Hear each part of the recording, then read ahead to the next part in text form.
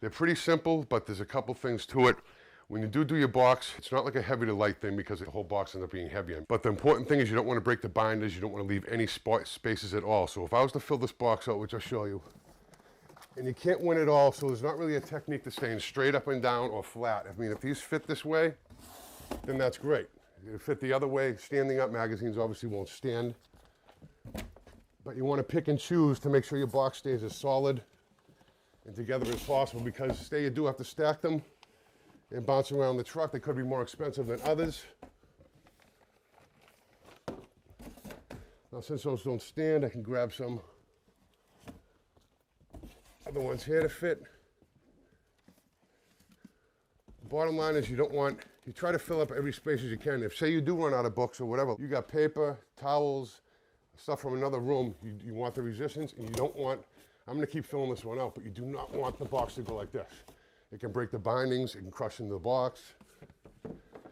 So if you've got a little hole somewhere, you need to fill it, you find something that does.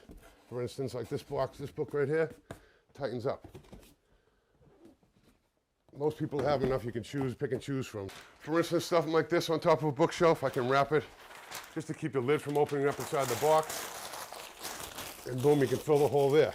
You get to the point where you're gonna run out of stuff that you can use really in there when the space is this big. So I take a piece of paper, fill the gap with it. You test the box to make sure it's enough in it. That looks like it won't stack right, so I take it out.